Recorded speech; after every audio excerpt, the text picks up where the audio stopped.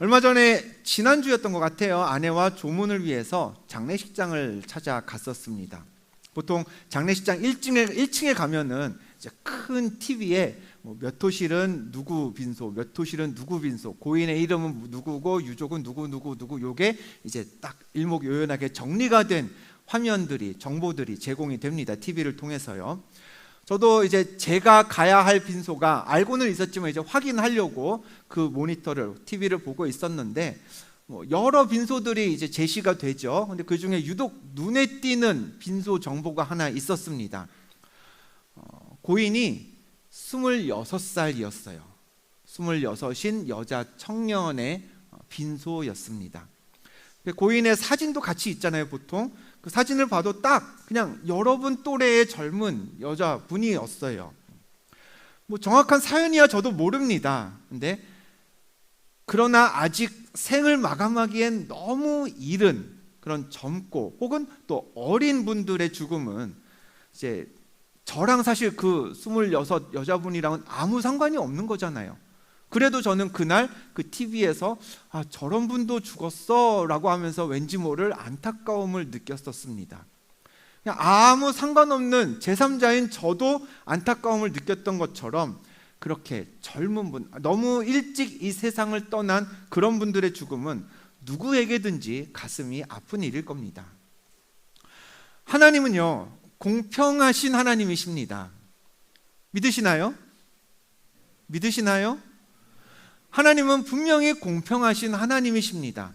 저는 그 믿음에 조금도 흔들림이 없습니다만, 그러나 20대 젊은 나이에 세상을 떠난 그 고인 때문에 슬퍼하고 있는 유족들, 가족들 빈소에 찾아가서 감히 여러분, 우리 하나님은 공평하신 분이세요 라는 고백은 하지 못할 것 같아요. 하나님이 모든 사람에게 공평하다 라는 걸 느끼기에는 그분들이 지금 부딪힌 그 젊고 어린 자녀든 가족이든 형제든 그 사랑하는 이를 떠나보낸 슬픔은 하나님이 정말 공평한가? 오히려 의문을 갖게 만들지, 그걸 느끼기에는 너무 큰 고난이 지금 그 가정에 닥친 거기 때문입니다. 고통과 고난은요, 예수 믿고 구원받은 우리에게도 찾아옵니다. 믿음이 있다고 해서요, 고난을 피할 수 있는 건 아니기 때문에 우리는 신앙생활 하면서 어떤 고난을 마주할 때 그 고난을 신앙적인 관점에서 하나님의 말씀에 근거해서 해석하려는 시도를 계속해서 합니다. 가장 쉽게 우리는 고난을 이렇게 해석할 수가 있어요. 고난은 뭐다? 죄에 대한 벌이다 라는 거죠. 실제로 하나님께서 죄를 지어서 고난을 겪게 만든 인물들이 성경에는 여럿 있습니다. 대표적으로 아담과 하와를 꼽을 수 있을 거예요. 아담과 하와, 하나님의 명령을 어기고 선악과를 먹었습니다. 그 결과로 아담은 평생 수확을 얻기 위해 일을 하게 되었고요, 하와는 자식을 낳을 때 수고하게 되었습니다. 물론 일과 출산이 뿌듯함도 줘요, 기쁨도 있어요. 하지만 1차원적으로만 우리 간단하게 생각해 보자고요. 몸이 힘들고 몸이 아프니까 그거는 고통에서부터 시작되는 게 맞습니다. 이사야 선지자도 이렇게 전해요. 악인에게는 화가 있으리니 이는 그의 손으로 행한 대로 그가 보응을 받을 것임이니라 했습니다. 악인한테 뭐가 임한다고요? 뭐가 임해요? 화가 임한대요. 악을 행했으면 그에 마땅한 보응으로 벌을 받는 게 맞다는 겁니다. 따라서 죄의 결과로 고난이 닥친다라는 건 분명히 성경적인 해석 맞습니다. 근데 여러분 한번 생각해 보자고요. 얼마 전에 3.1절이었습니다. 2주 전에 가까운 서대문 형무소, 서울에 가면 있죠. 서대문 형무소 역사관에만 가도요, 3.1 운동 이후에 나라의 독립을 외치다가 잡혀서 일제에게 고난당하고 죽임당하고 그러셨던 분들이 얼마나 큰 고통을 당했는지 우리가 볼 수 있어요. 그럼 그런 분들이 고난당한 이유가 다 죄를 지어서 그 고통을 견뎌야 했을까요? 세월호나 이태원 사고로 다치고 사망한 분들이 다 죄 때문에 벌 받았다라고 할 수 있어요? 인과응보의 논리만으로는 모든 고난이 다 해석되지 않습니다. 그래서 우리는 고난을 다르게도 풀어요. 모든 고난은 다 하나님의 계획, 큰 빅픽처다라는 겁니다. 지금은 고통 때문에 인생이 불공평하게 보이고 괴롭기도 하지만 시간이 흐르고 나서 보면 하나님의 선한 계획을 깨닫게 되는 거야 라고 이야기하는 거죠. 맞아요. 시편에도 이런 말씀이 있어요. 여호와여, 주께서 행하신 일이 어찌 그리 크신지요. 주의 생각이 매우 기쁘시나이다. 악인들은 풀같이 자라고 악을 행하는 자들은 다 흥왕할지라도 영원히 멸망하리이다 했습니다. 하나님의 생각이 어때요? 너무 크대요. 어찌 그리 크신지요. 하나님의 생각이 매우 깊으시대요. 크고 깊어서 우리는 다 그 뜻을 알지 못해요. 하지만 분명한 건 뭐다? 악인들이 지금은 흥하는 것처럼 보여도 결국에는 멸망할 거다. 모든 것을 계획하신 하나님은 다 합력하여 선을 이루게 하시니 지금 고난도 우리는 견디면서 하나님의 그 뜻을 기다려야 한다라는 겁니다. 근데 한번 이렇게 생각해 보죠. 부천시에서 시장이 원대한 비전을 가지고 아주 가치 있는 사업을 진행하려고 해요. 근데 그 사업에는 어쩔 수 없이 요모저모로 피해를 보게 되는 시민들이 생겨요. 그럼 피해를 보는 시민들한테 시에서 시장이 이렇게 말하면 어떨까요? 우리 시장님에게 큰 계획이 있으니 시민들이요, 그 정도 피해는 그냥 조금씩 감수하세요. 당신들은 시장님의 그 계획을 이해할 수준이 안 되니 그냥 믿고 견디세요. 여러분, 시에서, 나라에서 이렇게 얘기하면 여러분들은 그 분들한테 표 던지시겠어요? 아닐걸요. 마찬가지입니다. 하나님이 하나님의 뜻을 이루시려고 아무것도 모르는 우리에게 고난을 주신다면 사실 하나님 너무 가혹한 분 아니세요? 그런 하나님을 여러분 무조건 예배하고 찬양할 수 있을까요? 그래서 어떤 분은 이렇게 생각합니다. 고난을 하나님의 크고 위대한 계획으로만 이해해서는 안 된다는 거죠. 대신에 이렇게 주장을 해요. 고통을 하나님의 뜻하고 연관시키는 게 아니라 우리의 믿음, 우리의 신앙을 성장시키는 도구로 이해하자는 겁니다. 부모는요, 자식이 바르게 성장하고 제대로 훈육받도록 때로는 뭘 줘요? 벌을 내리고 벌 주기도 해요. 학생을 대하는 선생님도 마찬가지입니다. 따끔하게 꾸중하고 이렇게 벌점을 주든지 어떤 식으로든 페널티를 줍니다. 교육적인 목적을 가지고 꾸짖고 야단칠 때가 있는 거죠. 그러니 하나님도 그렇게 하실 수 있다라는 겁니다. 우리를 성장시키기 위해서, 우리를 더 나은 하나님의 백성으로 삼기 위해서 고난이라는 도구를 사용하신다라는 건데, 성경에서도 그와 통하는 말씀을 찾을 수 있어요. 잠언에 보면 이런 말씀이 있습니다. 같이 한번 읽어볼까요? 시작. 대저 여호와께서 그 사랑하시는 자를 징계하시기를 마치 아비가 그 기뻐하는 아들을 징계함 같이 하신다라고 했습니다. 아빠가 아이를 사랑하는 마음으로 가르치고 혼을 내는 것처럼 하나님도 우리를 그렇게 하신다라는 거예요. 근데 문제는 이겁니다. 제가 잘은 모르지만 교육적으로 봤을 때 아이들을 꾸중하고 야단칠 때, 우리 여기 이제 교사로 계신 분들도 많으니까 틀린 얘기인가 한번 보세요. 아이가 지금 아이를 혼내려면 아이가 지금 뭐 때문에 내가 혼나고 있는지를 알아야 하는 거 아닌가요? 그래야 이 행동이 잘못되었구나라는 걸 알면서 다음에 또 그 행동을 반복하지 않을 수 있잖아요. 그렇죠? 그러니까 아이가 지금 뭘 잘못했는지를 알려면 부모가 혼을 내면서 뭐가 잘못됐는지를 알려줘야 돼요. 너 이렇게 해서 이건 잘못된 거야. 그래서 지금 나한테 혼나는 거야. 그렇게 논리적으로 설명이 돼야지, 이유도 알려주지 않고 너 엎드려, 그래서 무조건 손부터 가고 뭐 말부터 험해지면은 그게 교육적으로 아이를 더 낫게 만드는 도구가 될 수 있을까요? 아닐 겁니다. 그건 교육이 아니라 그냥 폭력일 거예요. 아이 입장에서도 왜 야단 맞는지 모르고 꾸중만 들으면 그게 그냥 행동이 교정되는 게 아니라 그냥 어른에 대해서, 부모에 대해서, 교사에 대해서 반감만 생길 겁니다. 저 사람 왜 저래? 왜 나한테 말 막 하고 그래? 왜 때리는 거야? 그러겠죠. 그럼 하나님도 우리한테 그러셔야 하는 거 아닌가?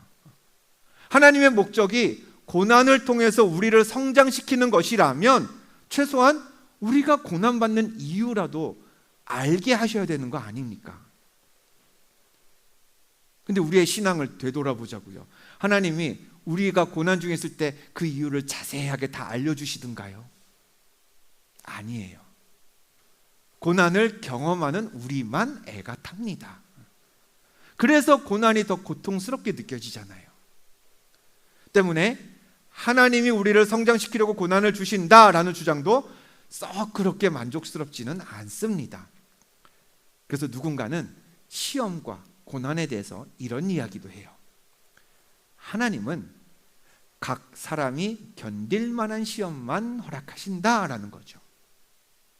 그러니 하나님 잘 붙잡고 참아내면 모든 고난 다 이겨낼 수 있다는 겁니다. 왜요? 하나님은 내가 견디지 못할 시험은 주지 않으시는 분이라고 믿는 거거든요. 고린도전서에 이런 말씀이 있어요. 10장 13절 같이 읽어볼까요? 시작. 사람이 감당할 시험 밖에는 너희가 당한 것이 없나니 오직 하나님은 미쁘사 너희가 감당하지 못할 시험 당함을 허락하지 않으신다고 했습니다. 내가 고난 중에 있을 때는요, 이 말씀도 위로가 돼요. 아, 그래, 고난, 그래, 이겨보자. 하나님 붙잡고 잘 기다려보자.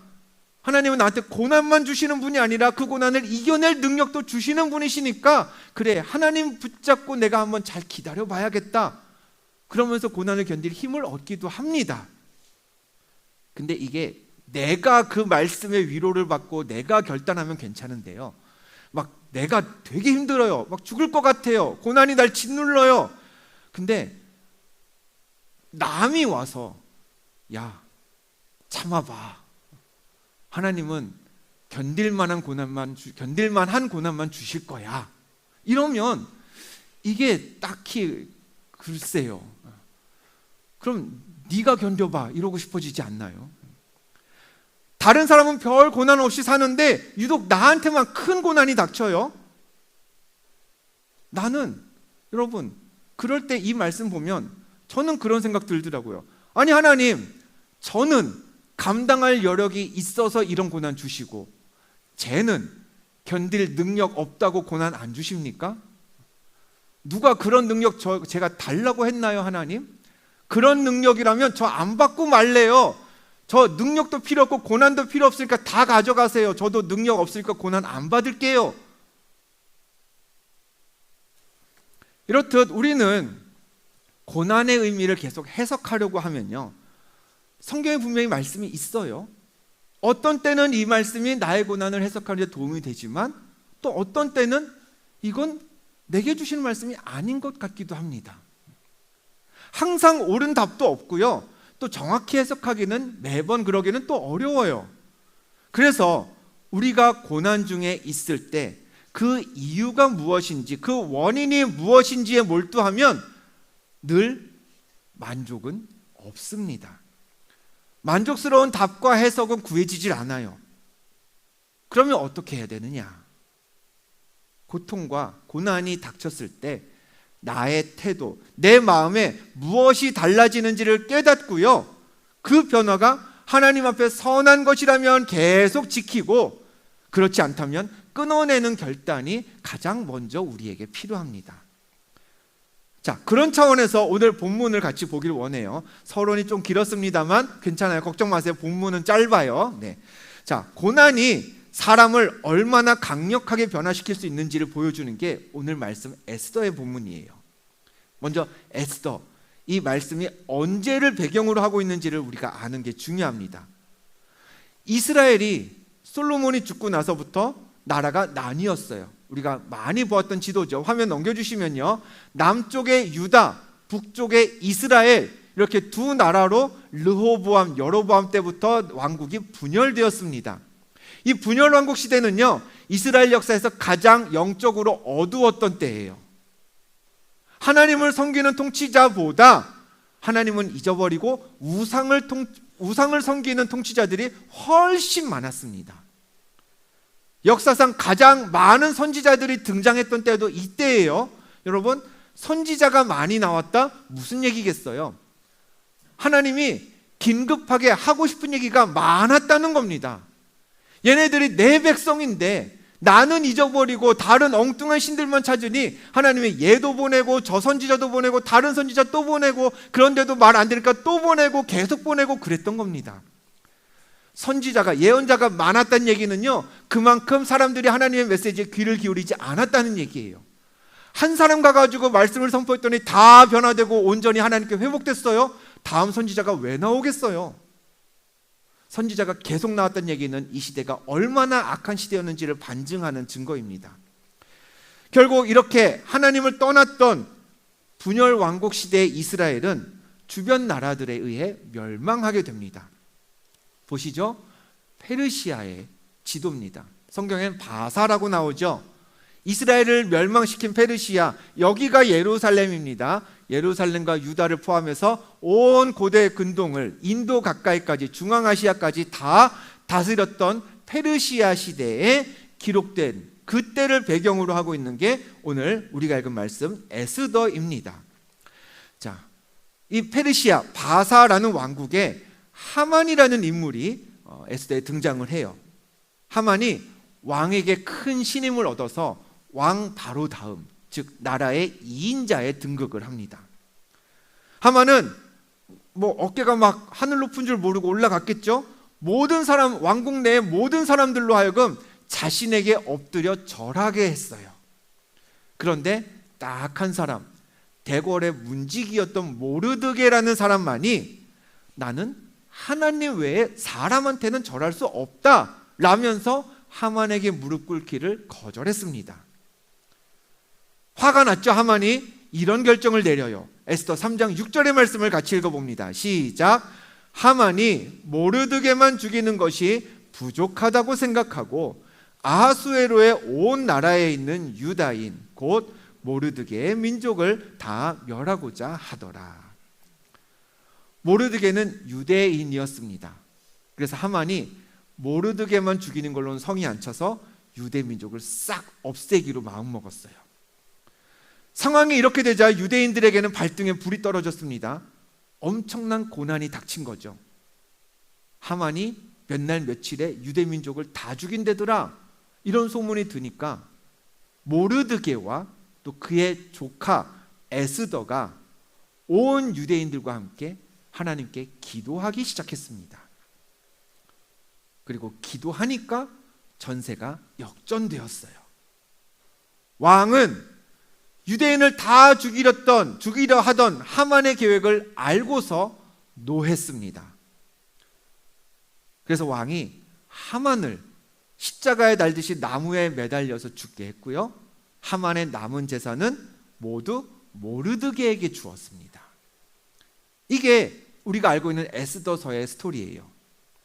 자, 유대인들이 자신들의 기도가 응답받았잖아요. 이 날을 잊을 수가 없었습니다. 다 죽을 뻔하다가 다 살았잖아요. 기도함으로써 하나님이 기도를 듣고 살려주셨다라는 사실을 우리만 알지 말고 우리 후손들도 앞으로 다 알게 합시다 라면서 명절을, 기념일을 정했습니다. 그날이 부림절, 부림일이라고 해요. 본문 28절에 그 부림절에 대한 설명이 있습니다. 한 번 더 같이 읽어보죠. 시작.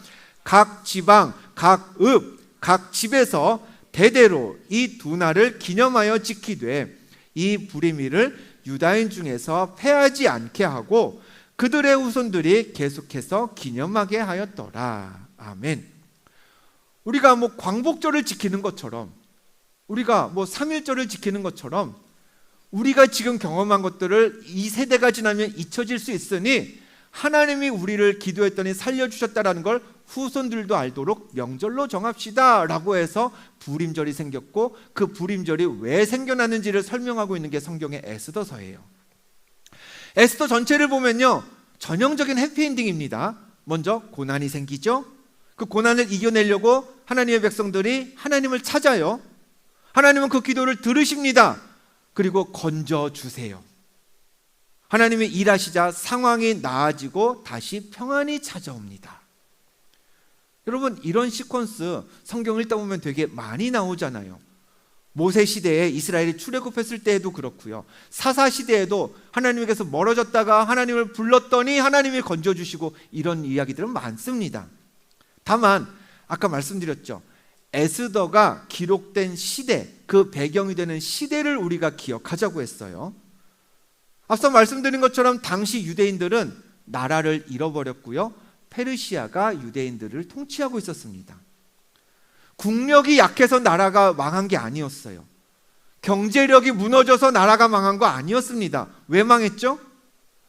하나님께 순종하지 않아서 망했어요. 하나님의 백성으로 살기를 거절했기 때문에 열강의 통치를 받았던 겁니다. 하나님 가만히 계시지 않았다고 그랬잖아요. 제가 때마다 누굴 보냈죠? 선지자들을 보내셨었어요. 북이스라엘의 선지자 누가 있습니까? 엘리야, 엘리사, 호세야, 아모스, 요나, 성경에 나오는 그 구약 뒤편에 나오는 많은 선지자들, 또 남쪽 유다에서는 이사야, 예레미야, 요엘, 미가, 스바냐, 하박국, 많은 선지자들이 다 하나님의 뜻과 마음을 이 시대 앞전에 이스라엘에게 전했었지만 그 누구도 꿈쩍하지 않았어요. 그래서 망한 결과 나라가 이스라엘이었습니다. 그런데 그렇게도 끔찍하게도 하나님께 돌아오지 않았던 이스라엘 백성들이 오늘 말씀 보세요. 하만이라는 사람이 나타나서 유대인들을 다 죽이려고 하니까 유대인들이 뭐 했어요? 기도했어요. 아무리 선지자들이 나타나서 하나님에게로 돌아와라 외쳐도 하나님을 향해 고개도 안 돌리던 그 유대인들이 하만이 나타나서 유대인들 다 죽이려고 하니까 하나님을 찾기 시작했어요. 온 민족이 마음을 합해서 하나님께 부르짖었고요, 그 기도에 하나님이 응답하시니까 와, 그 감격, 그 간증을 후손들에게도 가르치자면서 명절까지 정했어요. 여러분, 되게 신기하지 않아요? 능력 있는 선지자들이 이스라엘을 하나님께 돌이켜 놓는데 다 실패했어요. 다 실패했어요. 몇십 년, 몇백 년의 시간 동안 다 실패했어요. 근데 그 일을 지금 누가 했어요? 하만이 혼자 했어요. 하나님 편에 서서 우리 하나님께 돌아오세요 라고 외쳤을 때 이스라엘은 들은 척도 안 했는데, 하나님과 상관없는 악한 사람 하만이 나타나서 야, 내가 너네 다 죽일 거야 했더니 이스라엘이 온 민족이 하나 돼서 하나님을 향해 손 벌리고 하나님 살려주세요 라고 외치기 시작했던 겁니다. 여러분, 이게 고난이 우리에게 주는 유익입니다. 전에 말씀을 많이 들었어요. 근데 어떤 말씀으로도 살아계신 하나님을 체험하지 못했는데, 고난이 닥쳐서 내가 기도했더니 하나님은 정말 살아계시는구나, 이렇게 하나님이 응답하시는구나, 이걸 경험하게 되는 거예요. 교회에서 아무리 설교를 들어도 예수 그리스도를 인격적으로 만나지 못했는데, 고난이 닥쳐서 예수 이름으로 기도하니까 예수님이 나를 이렇게 위로하시는구나, 이게 예수 이름의 능력이고 이게 예수님이 주시는 회복이구나 라는 게 느껴지고 실감이 나는 겁니다. 말씀을 듣는 것만으로는 결코 가질 수 없는 멋지고 귀한 놀라운 간증을 우리는 고난을 경험할 때 얻게 됩니다. 이스라엘이 부림절이라는 명절을 정해서 후손들에게도 하나님의 역사하심을 알려주자 했던 것처럼, 고난 속에서 하나님을 경험하면요, 그 하나님을 자연스럽게 다른 사람에게 전하고 싶어지는 거예요. 그런 사람으로 바뀌는 겁니다. 믿음의 사람에게도 고난은 찾아온다고 말씀드렸습니다. 그 얘기는 우리 앞에도 하만이 나타날 수 있습니다. 그건요, 우리가 죄를 지었기 때문일 수도 있어요. 큰 일을 이루시려는 하나님의 높은 계획에 따른 빅픽처일 수도 있습니다. 우리를 성장시키려고 일부러 보내시는 고난일 수도 있고요, 우리가 감당할 수 있기 때문에 주시는 하나님의 시험일 수도 있습니다. 성경은 그 모든 일이 다 우리에게 가능하다, 하나님은 그렇게라도 일하신다라고 분명히 전하고 있어요. 근데요, 아무려면 어떻습니까? 원인이 무엇이든 상관없어요. 고난을 마주한 우리에게 나타나는 가장 큰 변화가 뭐냐? 기도하지 않을 수 없게 된다는 겁니다. 고난을 마주하면 하나님을 찾을 수밖에 없어요. 예수 이름이 아니면 내가 기댈 데가 없구나라는 사실이 고난 중에 분명히 드러납니다. 하나님이 우리에게 원하시는 게 바로 그겁니다. 누군가 하만 같은 사람이 나타나서 여러분의 숨통을 죄어올 때 에스더가 그랬듯이, 모르드게가 그랬듯이 여러분도 하나님을 찾으시길 바랍니다. 하나님이 원하시는 건 우리가 고난의 원인이 뭘까? 도대체 무슨 말씀을 봐야 나의 고난의 이유가 찾아질까? 그거 분석하고 살피라는 거 아닙니다. 하만 때문에, 고난 때문에라도 하나님을 더욱 찾는 것, 하나님은 그걸 여러분에게 바라고 기대하십니다. 그러니 고난 앞에서 담대하시길 바랍니다. 내가 이 고난 때문에 하나님께 기도하면 전능하신 아버지가 들으시고 건지실 것을 믿고요, 여러분, 우리 어떤 고난 앞에서도 담대하자고요. 담대히 그 고난을 받으시길 바라요. 이스라엘이 부림절이라는 명절을 통하여서 자신들을 살리신 하나님을 알리려고 힘썼던 것처럼, 먼저는 여러분도 여러분을 살리시고 회복시키시는 하나님을 분명하게 경험하시고, 그리고 경험한 후에 고난 중에 만난 그 하나님을 알리고 전하며 사는 그런 여러분이 되시기를 축복합니다. 예수 믿는다고 해서 고난이 별게 아닐 수는 없습니다. 하나님 뜻대로 산다고 해서 고난의 이유가 확실히 알아지지도 않습니다. 그러나 내가 믿는 예수 때문에, 내가 믿는 하늘 아버지 때문에 우리가 고난이 닥쳤을 때 기도한다면 그것만으로도 우리는 고난을 받기 전과 다른 삶을 살게 됩니다. 그것만으로도 우리는 고난을 담대히 받을 수 있습니다. 영원한 나라를 기다리면서 우리 담대히 그 고난 받자고요. 받고 하나님이 지금 날 기도하기를 원하시는구나, 내가 하나님께 더 돌아가기를 원하시는구나, 내가 하나님과 더 가까워지기를 하나님이 이렇게라도 나를 찾으시는구나, 기다리시는구나, 그 생각하면서 담대히 고난을 받고, 그리고 예수와 승리를 맞이하는 복된 삶의 주인공이 다 되시기를 주님의 이름으로 축복합니다.